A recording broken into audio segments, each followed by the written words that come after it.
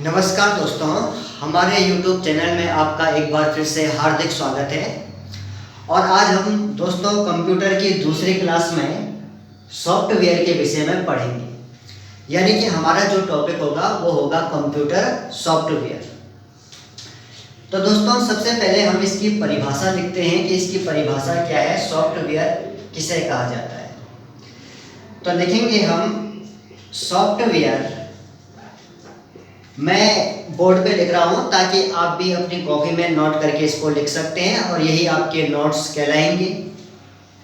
तो लिखेंगे कि सॉफ्टवेयर प्रोग्राम इंस्ट्रक्शन यानी कि जिसको हिंदी में अनुदेश कहा जाता है। तो सॉफ्टवेयर जो होते हैं वो प्रोग्राम, इंस्ट्रक्शन व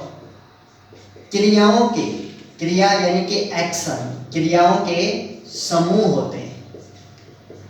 तो इनके जो है समूह होते हैं। अगर आपसे पूछा जाएगा कि सॉफ्टवेयर क्या होते हैं तो आप कहेंगे कि सॉफ्टवेयर कंप्यूटर सिस्टम में प्रोग्राम, इंस्ट्रक्शन और क्रियाओं के समूह होते हैं। अब इनका कार्य क्या होता है? इनका कार्य कंप्यूटर सिस्टम के हार्डवेयर को नियंत्रित और निर्देशित करना होता है। जो कंप्यूटर सिस्टम के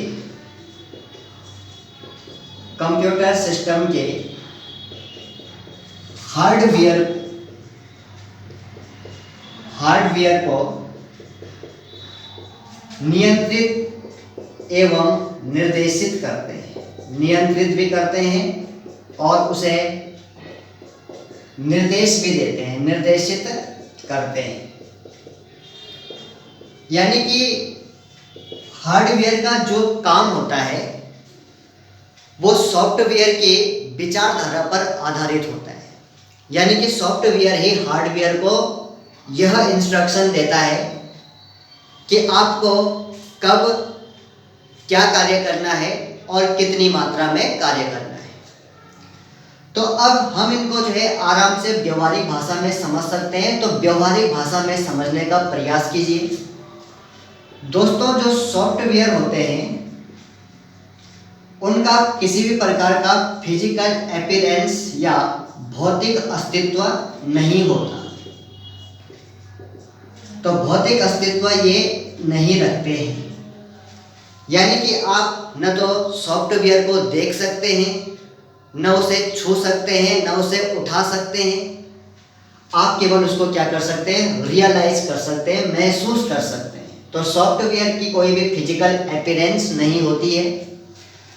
जबकि कंप्यूटर के जो हार्डवेयर होते हैं इनकी एक प्रॉपर फिजिकल अपीयरेंस या इनका एक भौतिक अस्तित्व होता है। ये दिखने में चपटे हो सकते हैं, दिखने में गोल हो सकते हैं, वजनदार हो सकते हैं। तो इनका एक भौतिक अस्तित्व होता है। और हार्डवेयर जितने भी फंक्शंस करते हैं, हार्डवेयर जितने भी कार्य करते हैं, उन कार्यों की सूचनाएं जो है किसमें होती है? उन कार्यों की सूचनाएं सॉफ्टवेयर में होती है। तो दोस्तों हम कह सकते हैं कि सॉफ्टवेयर का कोई भौतिक अस्तित्व नहीं होता, जबकि हार्डवेयर का एक फिजिकल अपीयरेंस होता है। तो आप कुछ सोचिए, जैसे मानव शरीर की अगर हम बात करें तो मानव शरीर में मस्तिष्क होता है जिसको हम ब्रेन कहते हैं। तो ब्रेन की एक फिजिकल अपीयरेंस होती है, उसका एक भौतिक अस्तित्व होता है। आप बायो में, ह्यूमन एनाटॉमी एंड फिजियोलॉजी में ब्रेन के बारे में पढ़ते हैं और ब्रेन का जो है डॉक्टर ऑपरेशन भी करते हैं। तो ब्रेन की एक फिजिकल अपीयरेंस होती है। जबकि ब्रेन के अंदर जो विचार है, जो आइडियाज है, हर व्यक्ति के दिमाग में कुछ ना कुछ खिचड़ी पकती है, कुछ ना कुछ विचार होते हैं, कुछ ना कुछ सुझाव होते हैं। तो उन विचारों का कोई भी फिजिकल अपीयरेंस नहीं होता। तो हम कह सकते हैं कि भैया मस्तिष्क उसका फिजिकल अपीयरेंस है, तो वो एक किस्म से हार्डवेयर है। और उसके अंदर जो आइडियाज है, जो विचारधाराएं हैं, वो जो है सॉफ्टवेयर है, क्योंकि उनका फिजिकल अपीयरेंस नहीं है। हम उनको केवल समझ सकते हैं, रियलाइज कर सकते हैं, महसूस कर सकते हैं। अपने खुद के मन के विचारों। तो इस तरह से हमने जो है कंप्यूटर के सॉफ्टवेयर को परिभाषित किया है। अब देखिए सॉफ्टवेयर जो होते हैं वो कितने प्रकार के होते हैं। तो कंप्यूटर के जो सॉफ्टवेयर होते हैं दोस्तों वो 3 प्रकार के होते हैं। तो हम इनके टाइप्स देखते हैं। तो दोस्तों आगे बात को बढ़ाते हैं। तो सॉफ्टवेयर जो होते हैं वो कितने प्रकार के होते हैं। तो सॉफ्टवेयर नाम से ही पता चल रहा है कि सॉफ्ट है, इसको छू नहीं सकते, देख नहीं सकते, इसको रियलाइज कर सकते हैं। तो सॉफ्टवेयर दोस्तों 3 प्रकार के होते हैं। 3 टाइप्स ऑफ कंप्यूटर सॉफ्टवेयर। तो 3 प्रकार के कौन कौन से होते हैं। तो पहला होता है सिस्टम सॉफ्टवेयर। तो पहला होता है सिस्टम सॉफ्टवेयर, इसको हिंदी में भी सिस्टम सॉफ्टवेयर कहा जाएगा। दूसरा होता है एप्लीकेशन सॉफ्टवेयर। एप्लीकेशन सॉफ्टवेयर होता है। तो जब कंप्यूटर के सिस्टम सॉफ्टवेयर प्रिपेयर होते हैं, उनको जब बनाया जाता है तो उसी के बेस पर एप्लीकेशन सॉफ्टवेयर भी बनाए जाते हैं। और जो तीसरा होता है वो होता है यूटिलिटी सॉफ्टवेयर। आपके एग्जाम में पूछा जा सकता है कि कंप्यूटर सॉफ्टवेयर कितने प्रकार के होते हैं। तो दोस्तों आप कहेंगे कि कंप्यूटर सॉफ्टवेयर 3 प्रकार के होते हैं। या अगला क्वेश्चन ऐसा बन सकता है कि निम्नलिखित में से कौन कंप्यूटर का सॉफ्टवेयर नहीं है। ये तीनों दे सकता है और एक डिफरेंट दे सकता है, तो उसको भी आप पहचान सकते हैं। इस तरह से आपके क्वेश्चन बन सकते हैं।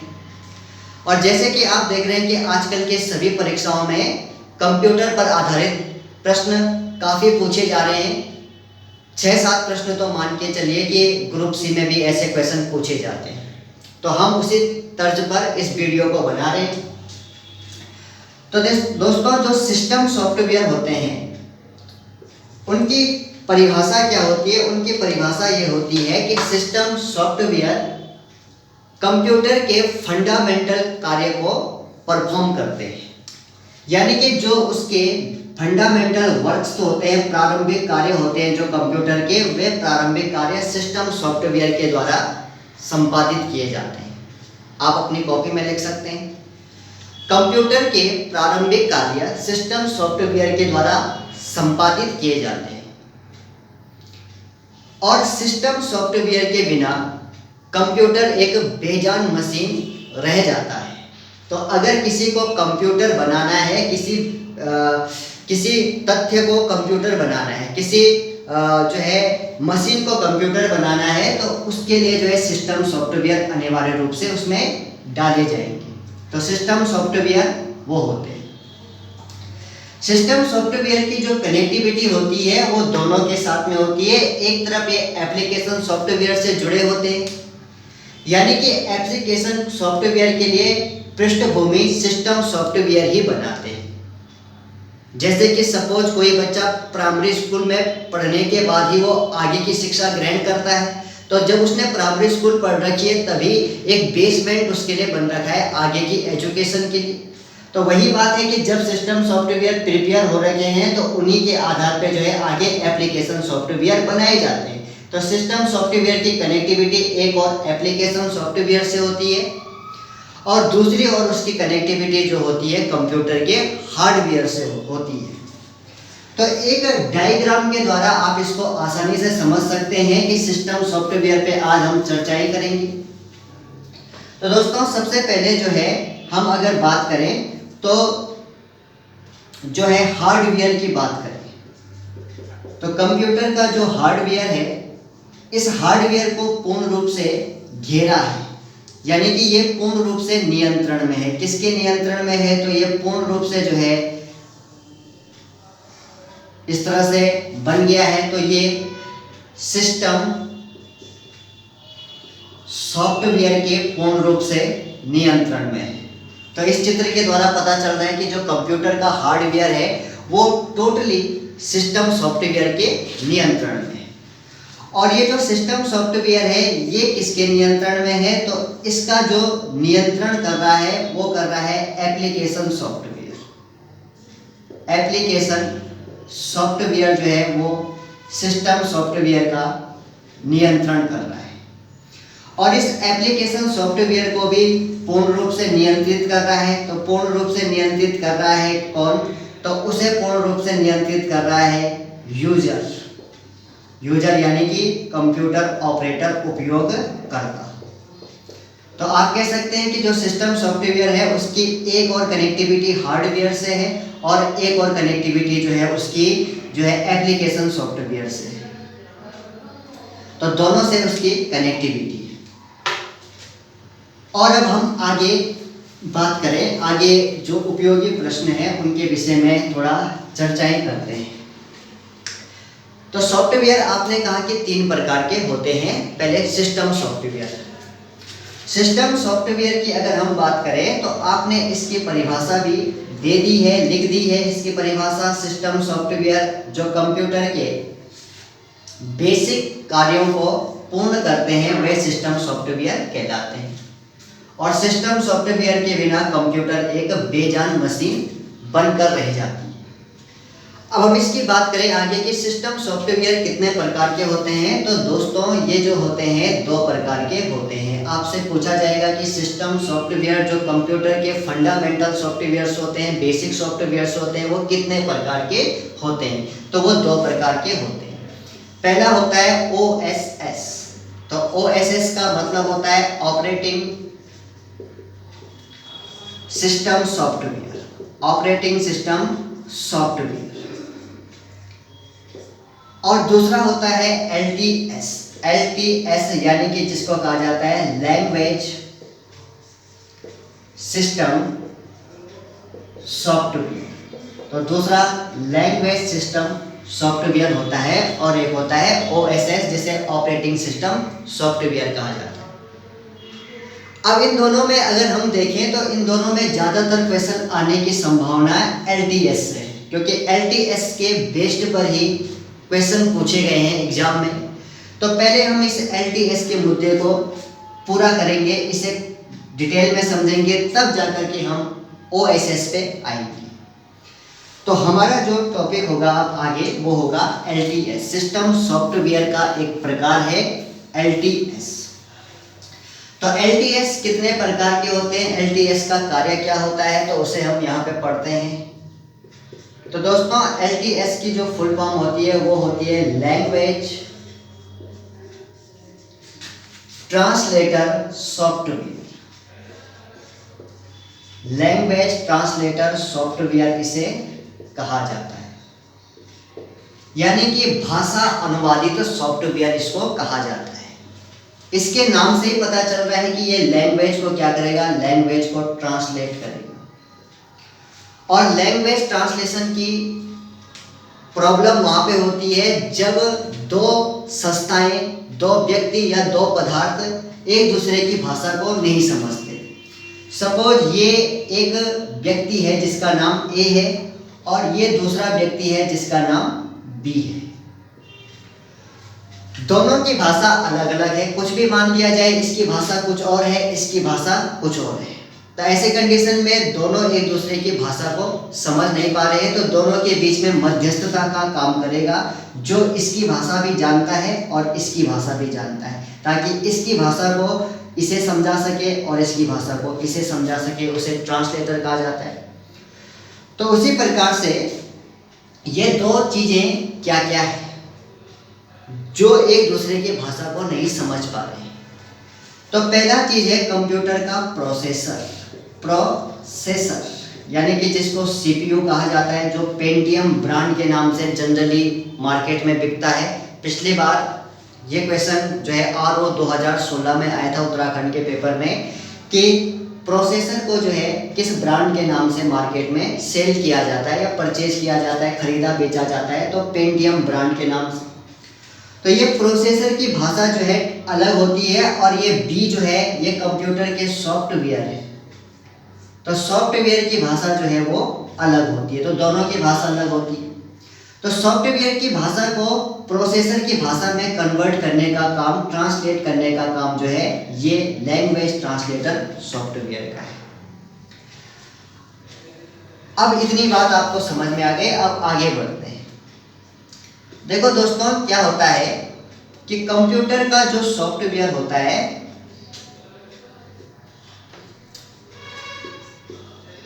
कंप्यूटर का जो प्रोसेसर होता है, यानी कि जो उसको प्रोसेस कर रहा है, प्रोसेसर कहेंगे उसे। कंप्यूटर का जो प्रोसेसर होता है उसकी जनरली लैंग्वेज क्या होती है, तो उसकी जो भाषा होती है, उसकी भाषा या लैंग्वेज जो होती है, यानी कि हम प्रोसेसर की जगह कंप्यूटर भी कह सकते हैं कि कंप्यूटर की जो भाषा होती है, जो उसकी लैंग्वेज होती है, वो मशीनी भाषा या बाइनरी भाषा होती है। वो या तो मशीनरी भाषा होती है या वो बाइनरी भाषा होती है। और इस भाषा में 0 और 1 अंक होते हैं, 0 और 1 होते हैं, 2 ही डिजिट होते हैं, 0 और 1। तो मशीनरी भाषा में या बाइनरी भाषा में 0 का अर्थ क्या होता है, तो 0 का अर्थ जो होता है ऑफ होता है। ये क्वेश्चन पूछा जाता है एग्जाम में कि कंप्यूटर की भाषा है वो मशीनी भाषा है, तो मशीनरी भाषा में 0 का अर्थ क्या होता है, 0 का अर्थ ऑफ होता है। और इसी भाषा में 1 का अर्थ क्या होता है, तो 1 का अर्थ जो है वो ऑन होता है, ऑन होता है।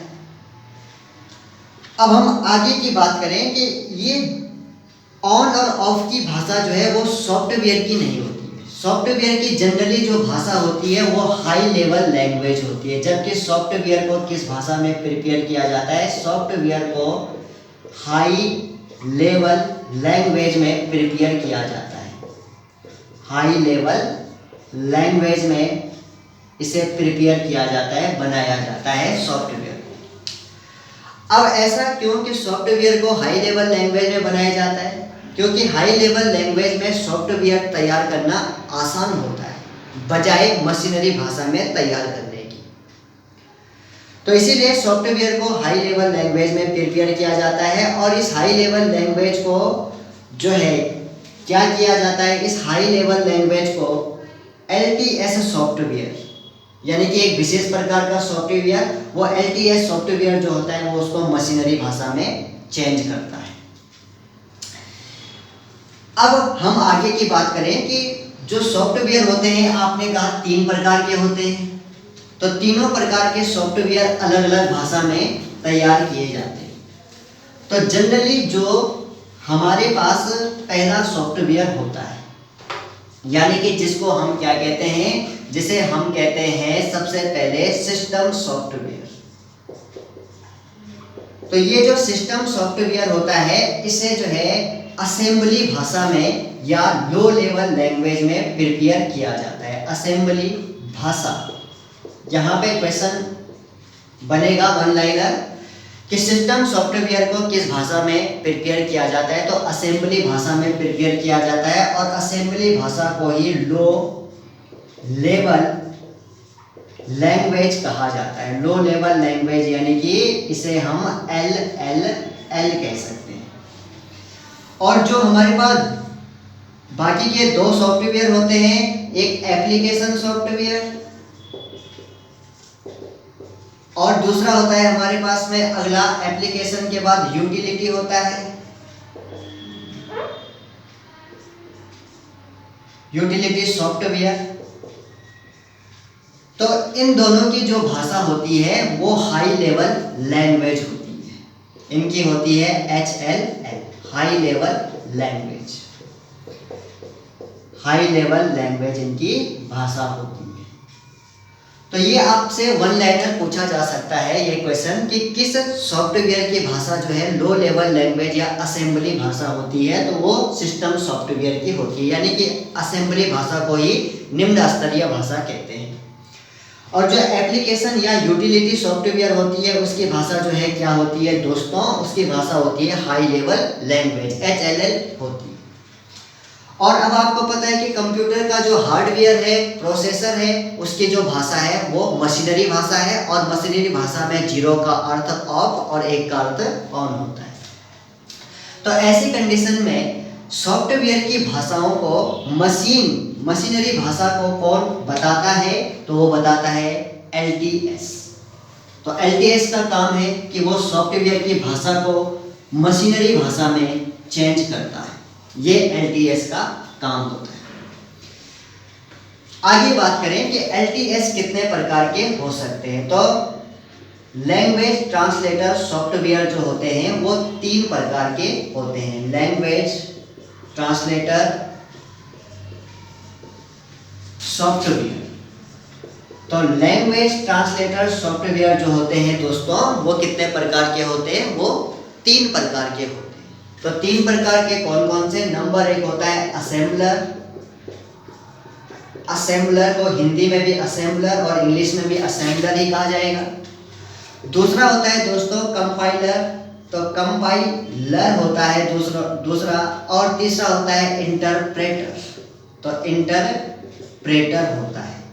तो 3 चीजें होती है लैंग्वेज ट्रांसलेटर सॉफ्टवेयर के अंतर्गत, असेंबलर, कंपाइलर और इंटरप्रेटर। तो आपसे पूछा जाएगा एग्जाम में 1 लाइनर क्वेश्चन आएगा, सिंपल सी बात कि असेंबलर, कंपाइलर और इंटरप्रेटर क्या है? तो ऑप्शन में आप कहेंगे कि ये जो है लैंग्वेज ट्रांसलेटर सॉफ्टवेयर है, LTS। और LTS किसका भाग है? LTS जो है सिस्टम सॉफ्टवेयर का भाग है, क्योंकि सिस्टम सॉफ्टवेयर का एक भाग जो है ऑपरेटिंग सिस्टम सॉफ्टवेयर भी है, जिसे हम अब पढ़ेंगे।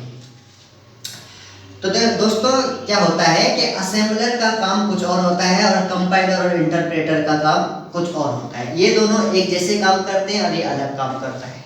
तो क्या अलग काम करता है? असेंबलर जो होता है वो लो लेवल लैंग्वेज में प्रिपेयर सॉफ्टवेयर को मशीनरी भाषा में बदलता है। तो ये जो होता है असेंबलर वो लो लेवल लैंग्वेज में तैयार किए गए सॉफ्टवेयर को मशीनी भाषा में बदलता है, मशीनी भाषा में बदलता है। तो यहाँ पे भी क्वेश्चन बनेगा कि कौन सा लैंग्वेज ट्रांसलेटर सॉफ्टवेयर है जो लो लेवल लैंग्वेज में तैयार किए गए प्रोग्राम को मशीनी भाषा में बदलता है? तो आप कहेंगे असेंबलर। कंपाइलर और इंटरप्रेटर दोनों का काम एक जैसा होता है। ये क्या करते हैं? ये हाई लेवल लैंग्वेज में तैयार किए गए प्रोग्राम को मशीनी भाषा में बदलते हैं, यानी कि HLL को मशीनी भाषा में बदलने का काम जो है कौन करते हैं? वो दोनों करते हैं। तो कौन से दोनों? कंपाइलर और इंटरप्रेटर दोनों करते हैं। अब कंपाइलर और इंटरप्रेटर दोनों में जो है डिफरेंस होता है, दोनों में अंतर होता है, बहुत सारे अंतर होते हैं। तो थोड़ा इनके अंतर को भी पहचानते हैं, इनके अंतर को भी एक कॉलम के द्वारा ज्ञात करते हैं। तो अब हम आगे बात करें कि कंपाइलर और इंटरप्रेटर में क्या अंतर होता है। What are difference between compiler and interpreter? तो एक तरफ हम एक कॉलम में लिखेंगे कंपाइलर और एक कॉलम में लिखेंगे हम इंटरप्रेटर। इन दोनों में तुलनात्मक रूप से अंतर होता है। समानता क्या होती है? सिमिलरिटी ये है कि दोनों के दोनों जो है क्या है? लैंग्वेज ट्रांसलेटर सॉफ्टवेयर है, LTS है, और दोनों के दोनों हाई लेवल लैंग्वेज में तैयार किए गए प्रोग्राम को मशीनरी भाषा में बदलते हैं। लेकिन अंतर क्या है? अंतर ये है कि कंपाइलर पूरे प्रोग्राम को एक साथ कंप्लीट करता है, एक साथ अनुवादित करता है। कंपाइलर पूरे प्रोग्राम को एक साथ संपादित करता है, एग्जीक्यूटिव करता है, एक साथ अनुवादित करता है। अनुवादित लिख सकते हैं, संपादित, क्योंकि अनुवाद करने का काम है उसका, अनुवादित करता है। जबकि इंटरप्रेटर जो है पूरे प्रोग्राम को एक साथ अनुवाद नहीं करता, बल्कि प्रोग्राम की लाइन एक एक लाइन करके अनुवाद करता है। तो इंटरप्रेटर देख सकते हैं इंटरप्रेटर यहाँ पे लिखा हुआ है, दोबारा लिखने की जरूरत नहीं है, हमें पता है इंटरप्रेटर के बारे में ही पढ़ रहे हैं। तो यह लिख सकते हैं, इसके लिए सर्वनाम का प्रयोग कर सकते हैं यह। तो यह यानी कि इंटरप्रेटर, यह प्रोग्राम को एक एक लाइन कर अनुवादित करता है। तो एक एक लाइन करके अनुवादित करता है। तो यह प्रोग्राम को एक एक लाइन करके जो है अनुवादित करता है, वो होता है इंटरप्रेटर। अब अगर हम आगे बात करें कि जो कंपाइलर है वो क्या करता है, वो संपादित करने का कार्य नहीं करता, यानी कि वो प्रोग्राम की गलतियों को एक साथ दिखा देता है, उसे संपादित नहीं करता। तो यह प्रोग्राम को संपादित नहीं करता।